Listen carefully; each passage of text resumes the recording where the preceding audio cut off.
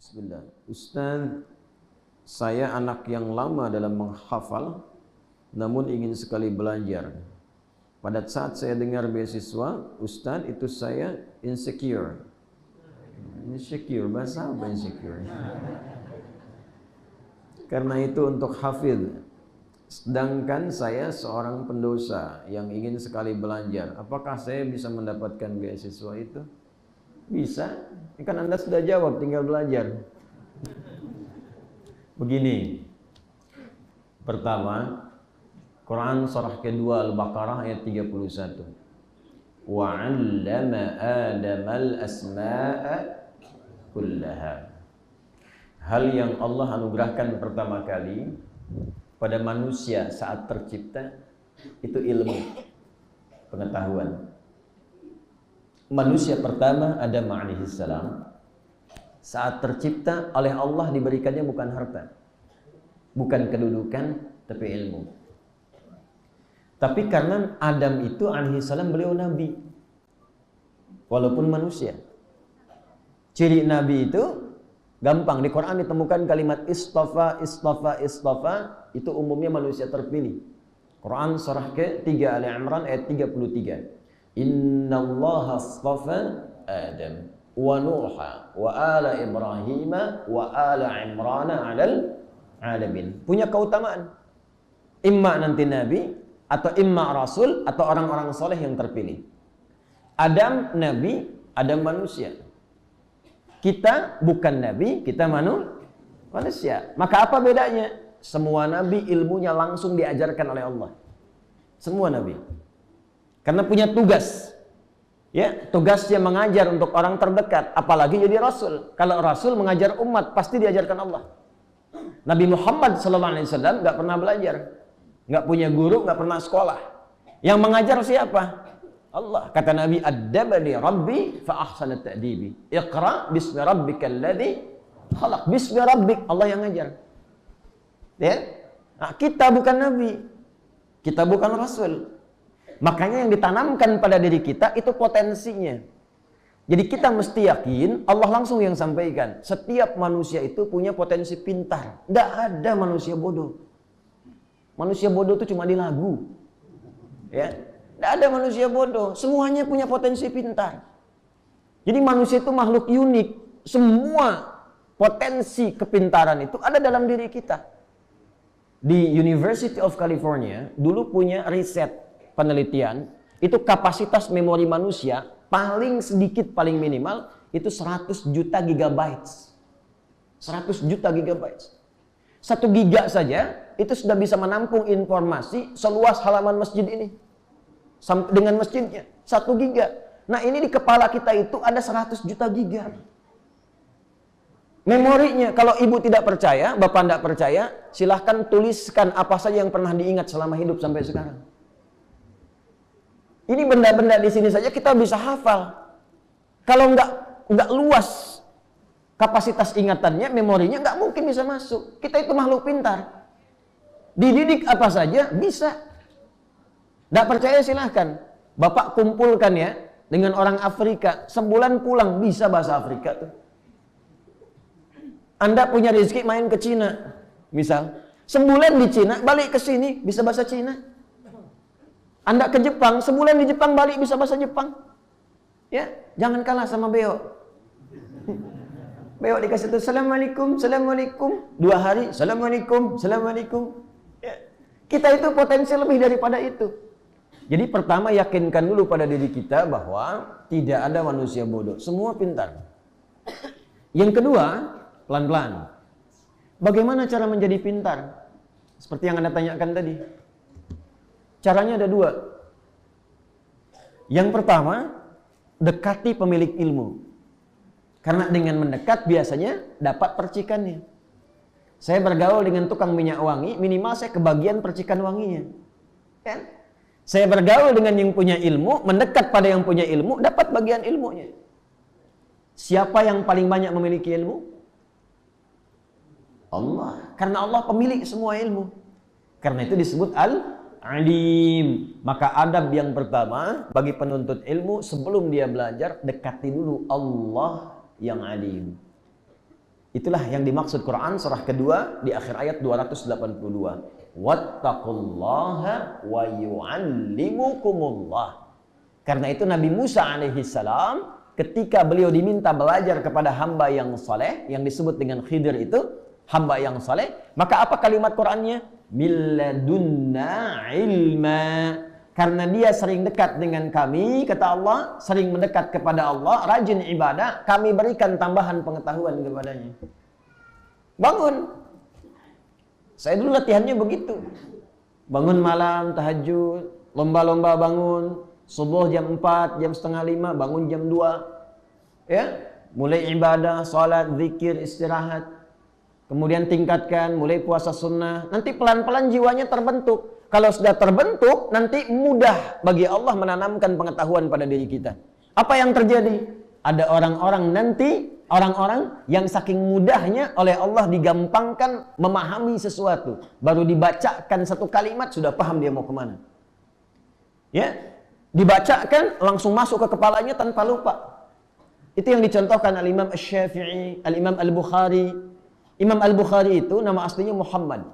Bapaknya Ismail. Kakeknya Ibrahim, kakek buyutnya Al-Mughirah, yang buyutnya Al-Bardizbah. Tinggal di kecamatan Ju'fah, Kabupaten Bukhara, provinsinya itu sekarang dikenal negaranya dengan Uzbekistan, provinsinya Khorasan. Karena dari Bukhara, bukan dari Arab, beliau kenalkan nama daerahnya untuk menunjukkan bahwa Islam sudah sampai ke tempat saya. Rumusnya tambah al di depan nama daerah, ujungnya tutup dengan i. Saya dari Bukhara. Maka dikenalkan ana al-Bukhari. Syekh Nawawi dari Banten, ana Nawawi al-Bantani. Syekh Ahmad Khatib dari Minangkabau, ana Ahmad Khatib al-Minangkabawi. Syekh Yasin dari Padang, ana Yasin al-Padangi. Imam Al-Bukhari, usia beliau ya lahir 2 tahun, berkembang 2 tahun, ayahnya meninggal. 4 tahun matanya buta permanen. Nggak bisa lihat. Apa yang dilakukan ibunya? Kompak dengan wasiat ayahnya. Dekati Allah. Nih ibu ada perannya, Bu. Makanya nanti dari sini ada bab bagi penuntut ilmu untuk minta doa pada ibu, pada ayah kalau masih hidup. Sebelum memulai belajar, minta doanya. Minta barakahnya. Ya. Maka ibunya tuh rajin mendekat kepada Allah, punya mihrab, sajadah khusus untuk memohon. Apa hasilnya? Maka diganti oleh Allah penglihatan yang tak mampu melihat dengan mata itu dengan mata hati yang sangat tajam. Dibacakan sekali langsung hafal.